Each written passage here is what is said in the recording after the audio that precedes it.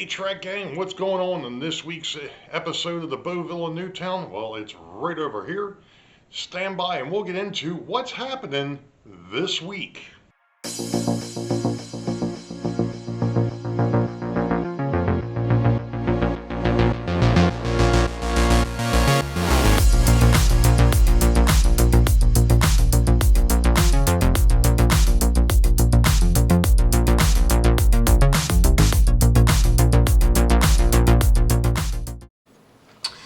Well, hello Track Gang, and welcome to episode 34 for 2025. It happens to be October the 5th of 2025. And, well, I actually started on this the other night and had to do some straightening up a little bit.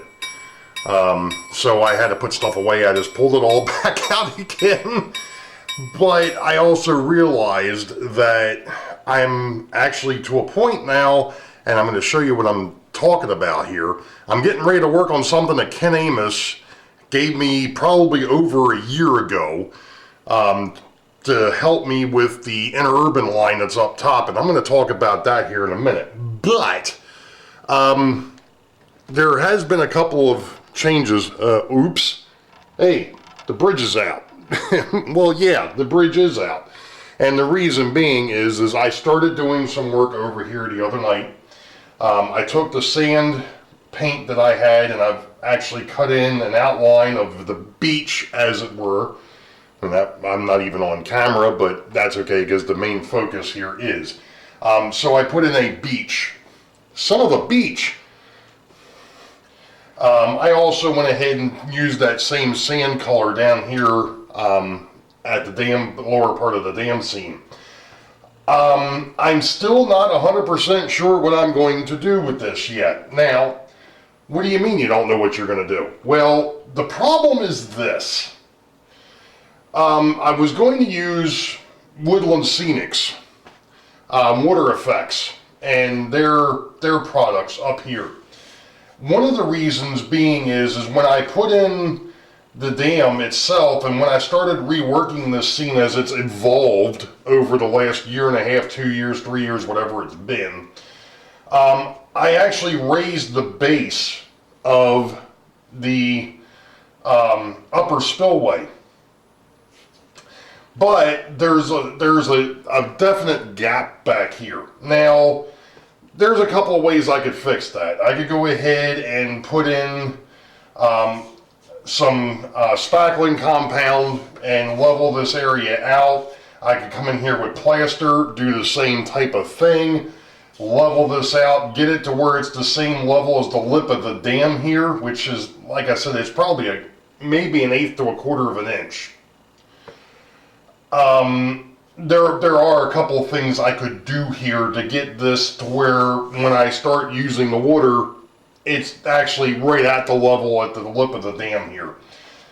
That would be a couple different ways to do it. One of the thoughts that I actually had the other night was, well, instead of trying to do the whole base, why not just angle this away a little bit, and then that way you can paint it? Because first off, that's one of the things that would have to be done before I put anything else on here, would be to paint this dam seam, because there has to be some depth here. That's the reason why I've got sand on the edges down here and there's sand up here. I don't know what color I want to make that depth yet. Theoretically, it should probably be very dark, either a gray to almost a black. So that way it blends in a little bit better. That's what I've seen done in the past. That's kind of what I had thought here. The problem is getting a hold of, apparently they don't make the stuff anymore, is getting a hold of said stuff to go ahead and do the dam. I've got other ideas. You could use a clear matte medium. Like I said, there's a plethora of things out there, big word of the day, that you could use to do the water effects up here. And I just don't know which direction I want to go in.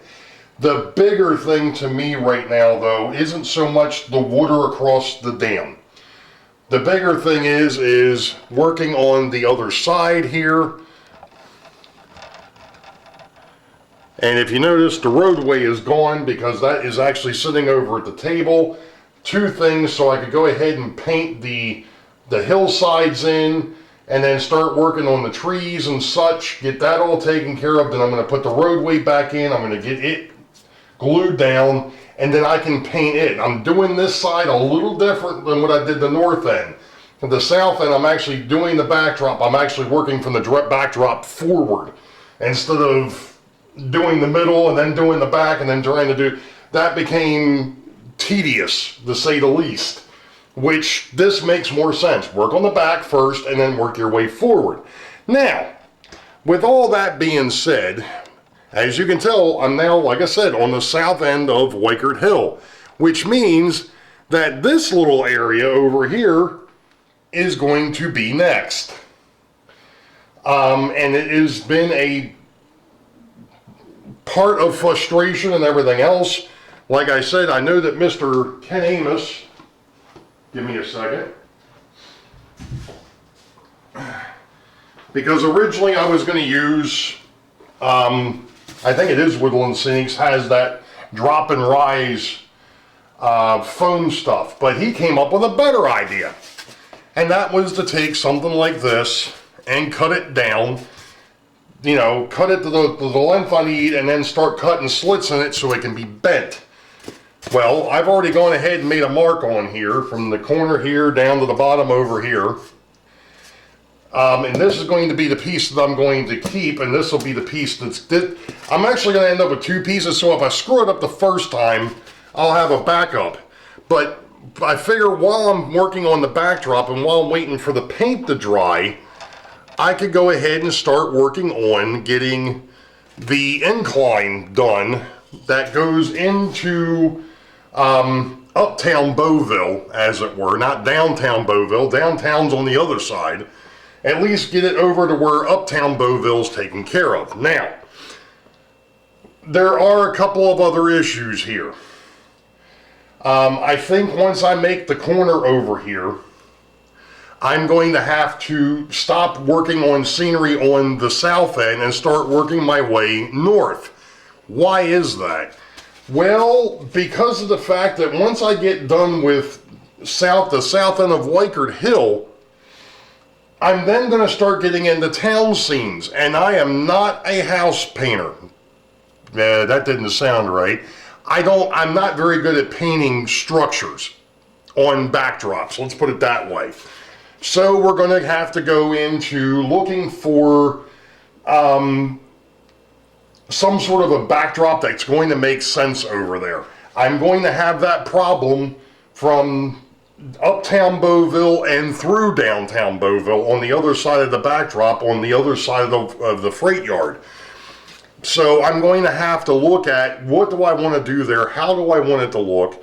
Do I go out and buy a pre-made one? Do I take some pictures and try to get them scaled right?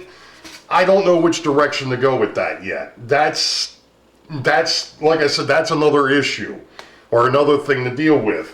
My big thing is before October 25th is getting this backdrop done, because this is the first thing that you see when you walk into the basement.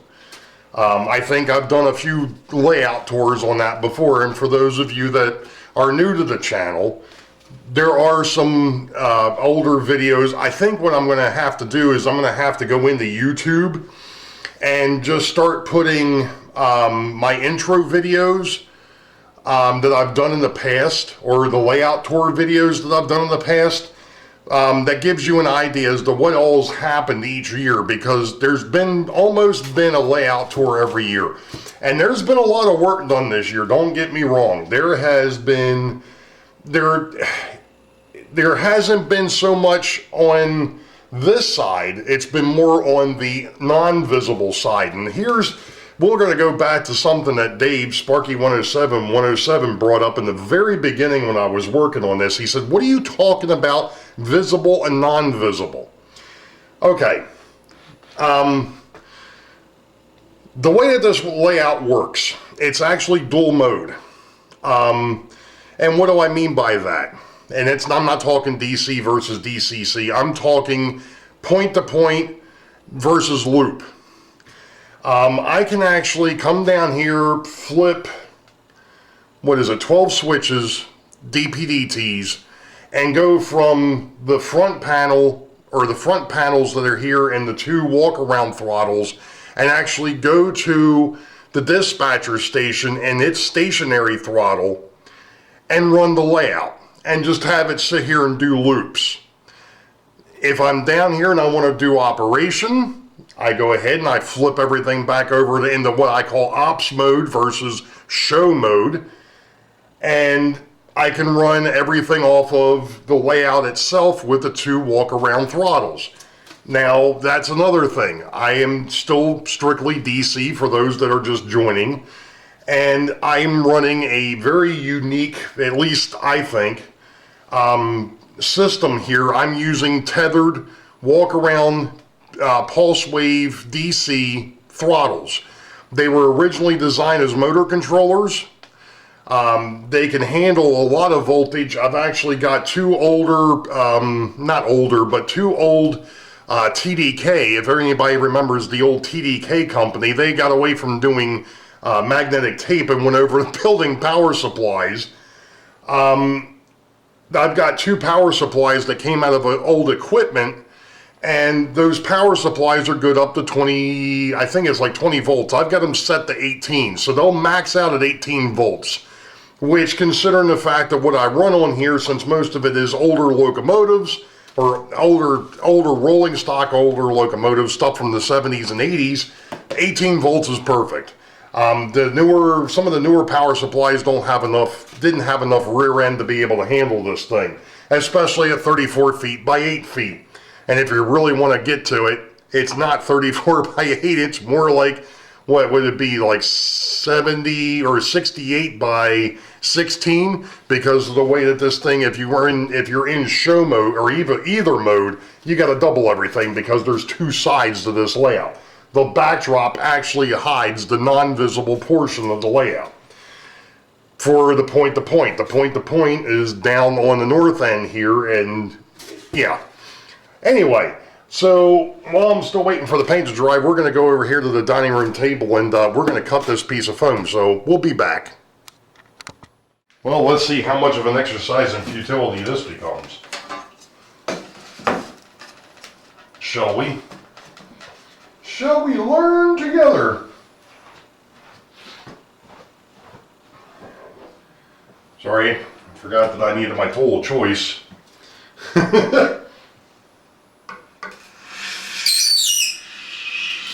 Oh, that sounded good.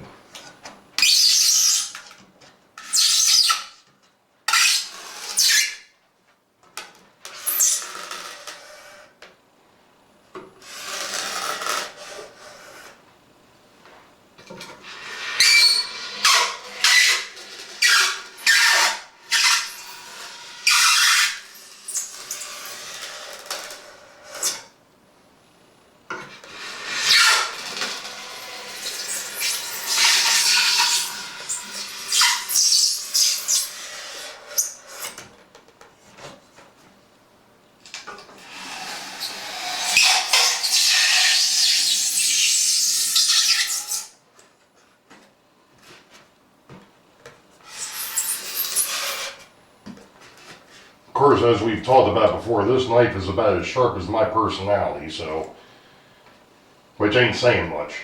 And I'm probably blocking everything that I'm doing, but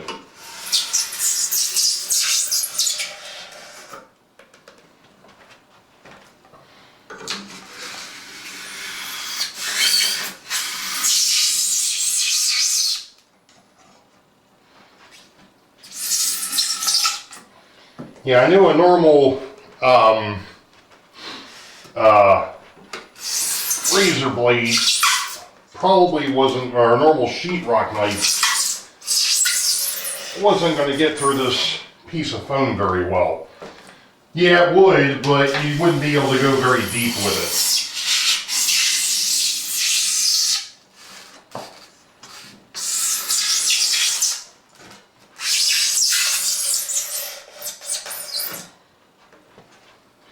Yeah, this is going to be a pure pain in the rear end. Alright, well, you've seen the beginnings of it. We'll be back when I'm done.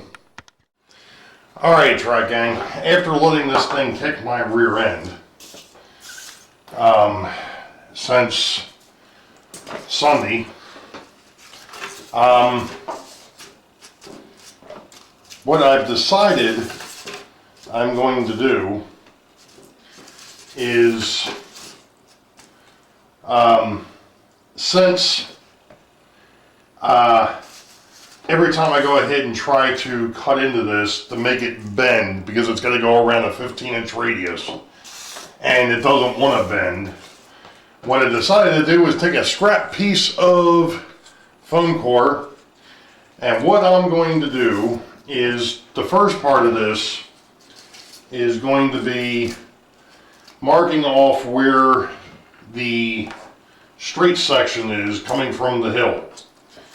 So that's the first thing I'm going to do, is just mark this here.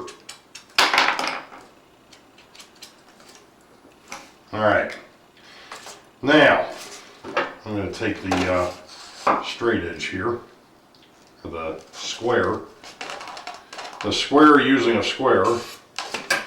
Alright, now with any luck, this is 5.5 inches from the end, and it is. Okay, now comes the fun part, if you want to call it that. And that is going to be, I'm going to take my larger straight edge for this, because starting at the 5.5 inch mark, I am going to make lines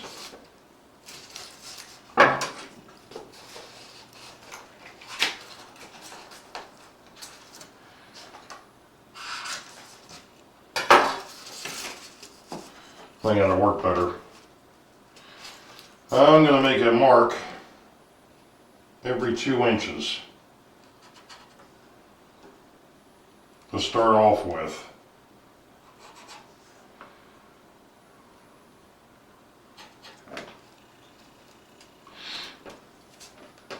Now, the one thing I didn't bother to do, and I'm not even sure I can do this, but we're going to give it a shot anyway.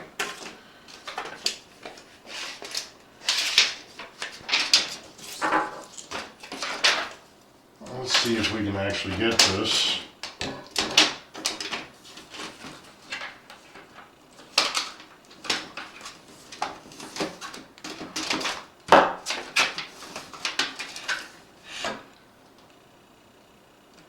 So it looks like I can go about 26 inches.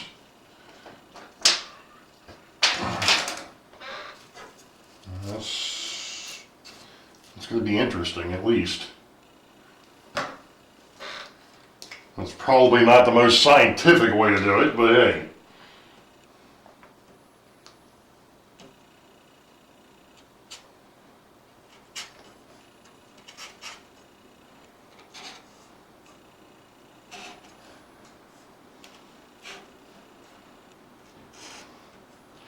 And what I'm going to do is I'm not actually going to take this all the way down to 26 inches. Even though I'm going to make the marks all the way down there. And these are just layout lines.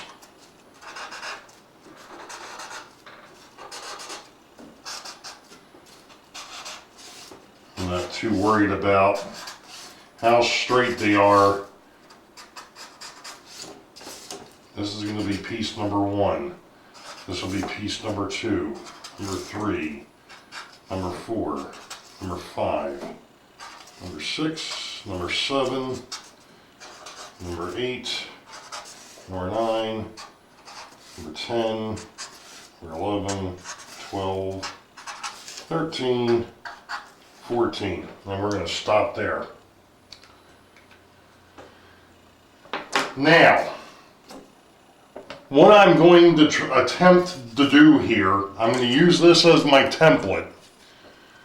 But what I'm going to do is I'm going to cut this thing into pieces every 2 inches and I'm going to lay it on top of the template to see exactly what kind of an angle I need to cut this at. Now theoretically this is 15-inch radius. It could be 15 degrees, it could be 20 degrees. I don't know, because I don't know how that relationship works. And I hate black ink, or black Sharpies. Anyway, it is what it is. So the next thing I'm going to do is, at least for pieces 1 through 10, I'm going to cut. And I'm going to start laying them over there. And if I find out that I need to cut more, then I'll cut more. But this is the basic ramp. And I noticed that this thing is like way out of kilter. I'm going to have to do some sanding, I think, on this to get it flat. And I probably ought to do that before I go ahead and start cutting this thing into pieces. Because it's not very flat up here. And it's probably because of the way I was cutting it, but that's beside the point. So I'm going to try and sand it down a little bit, and I'm going to make some cuts, and I'll show you what we got when we get there. Of course, I didn't show this, but what I ended up doing to make this a little bit easier on myself is I ended up using a mini saw. See, all right, so that'll be piece number 1. And piece number 2, 3, 4. The only thing I'm doing is I'm just trying to see how many more pieces if I need to cut. In actuality, looking at this, especially if I'm going to do like I'm thinking about doing, which is probably using some more of the foam core to make a wall similar to the retaining wall that I've already got over there. I don't think I'm going to have to cut these. But I do need to make some more squares. Probably at least 2 or 3 more. And of course I put my piece of wood back that I was just using to cut.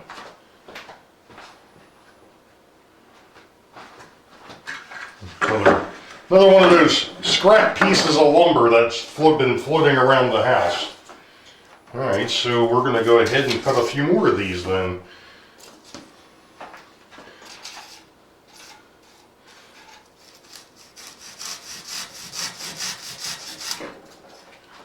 There's number 11.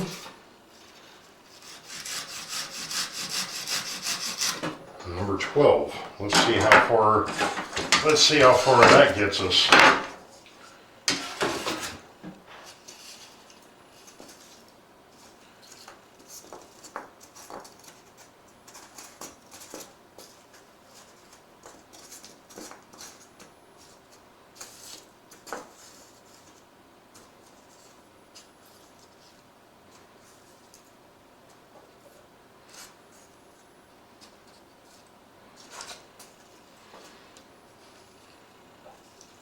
Okay. Alright. Now I'm going to cut one more of them off.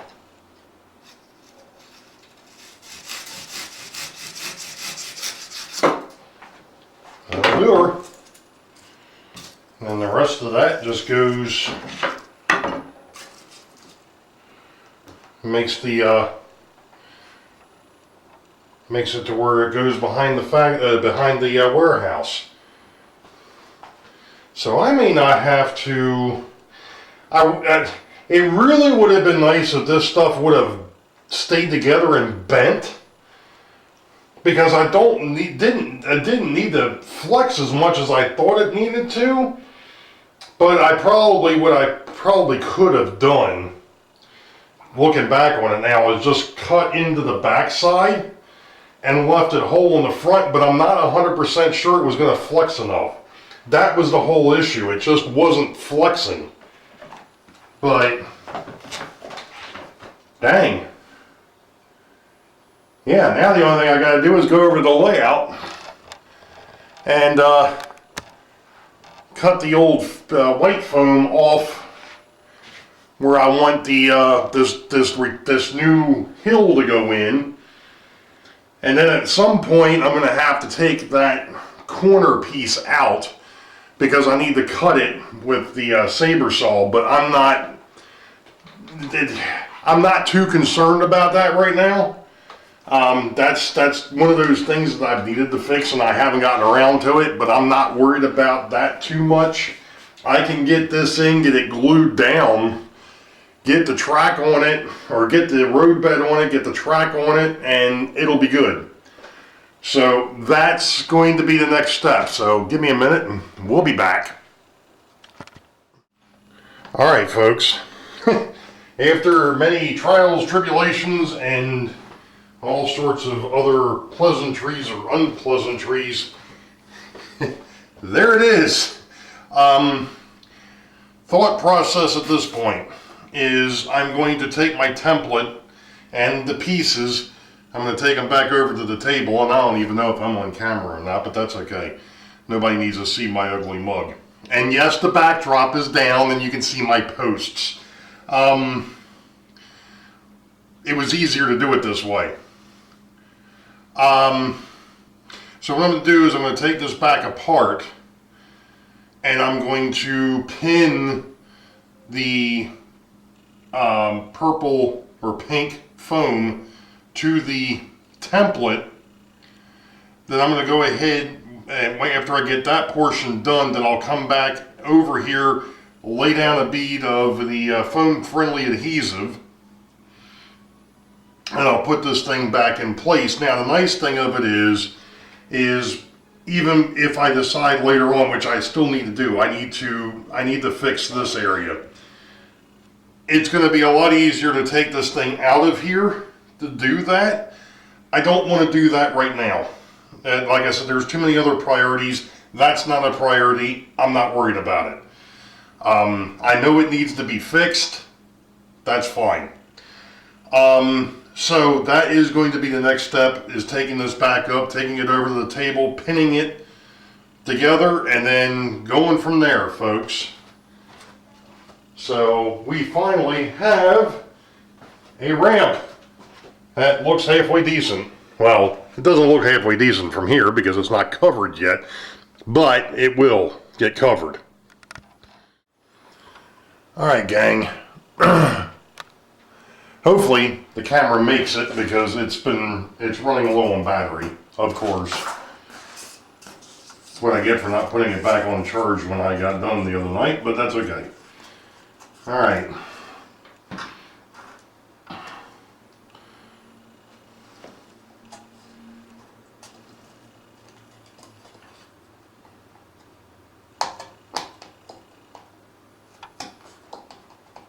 I don't know how well this is going to work.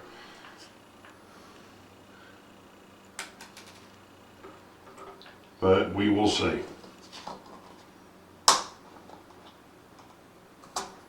And like I said, this is strictly temporary. This is only until I can get it on the layout, or over to the layout,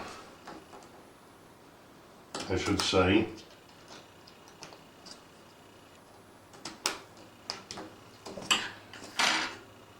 Alright, so that was piece number one.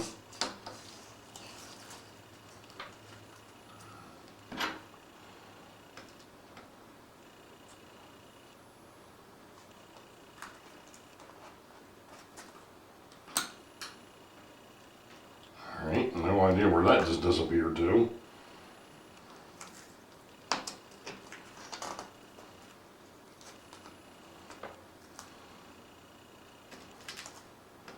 Hopefully I find it and the dog doesn't.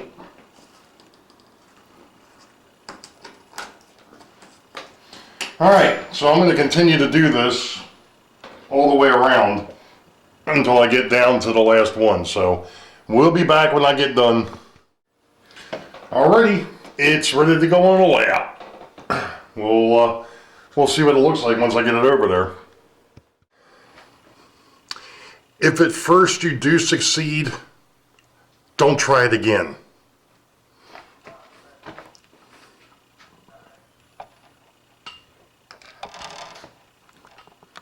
And you can see what I'm talking about. So, like I said, if at first you do succeed, don't try it again. And yes, it is glued in place, or put in with the foam-friendly adhesive, and I did foam-friendly adhesive the track bed down as well. Yes, there's track bed up there. My goodness, what a difference.